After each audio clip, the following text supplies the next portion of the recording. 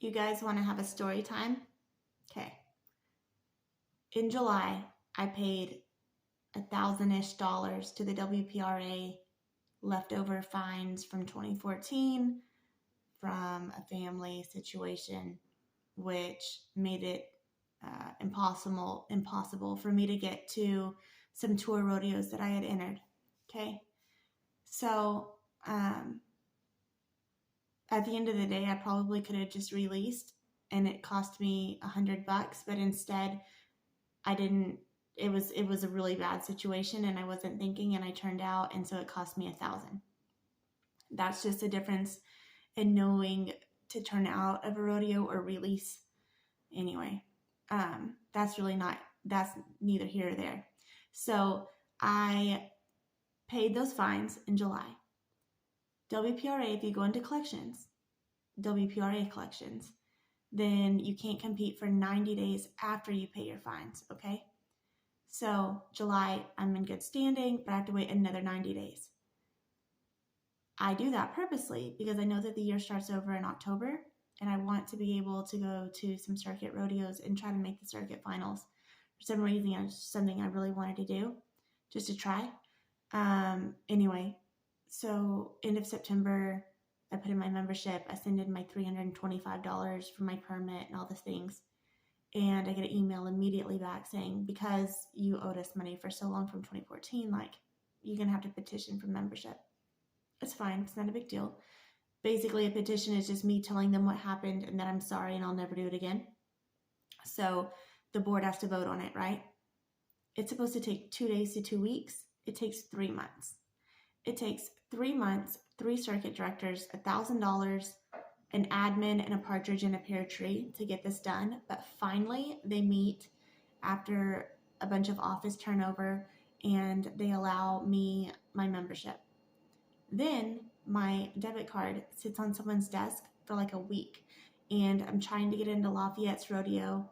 In order to do that, you have to buy your card by a certain date. It's called a member's due date. And if you don't make it by that date, they'll turn you out of the rodeo. Well, it was there 3 days before that due date. However, nobody ran my card.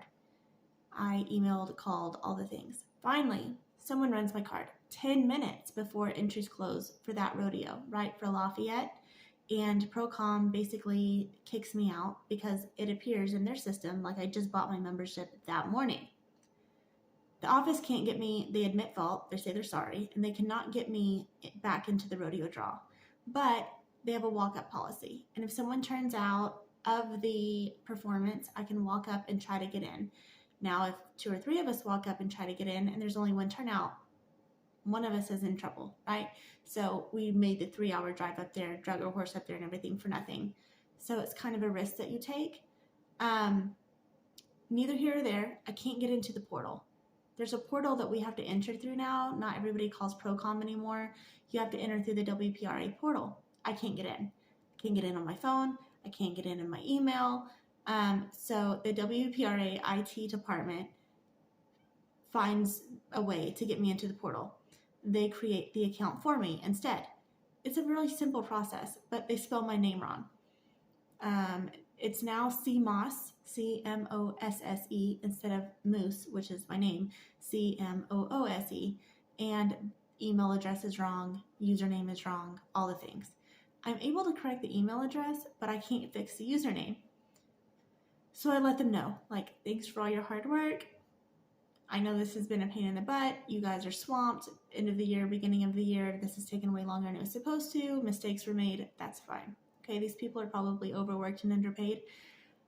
But, like, my name is not CMOSS. It's CMoose. And surely, if you created the thing, you could, like, uncreate it or, like, correct it, right? No. They can't fix it. They can't fix it. I'm CMOSS now. So, if you hear that little running joke or you see me make that little running joke on Facebook or Instagram or whatever, just know, like, that's the story behind it. I didn't want to leave my clinic people out and people wonder why I've all of a sudden become French. It's not on purpose. Let's hope that God rewards persistence, ladies and gentlemen, and I am hiding my hair. Oh, also I just got Botox and I have little, and the Botox hasn't started working yet. Look, I don't want to be able to do this, but I still can. This is day 4, so I've got some time. Anyway, so if you see me make some like little side joke, little inside joke about being sea moss, I just didn't want to leave anybody out.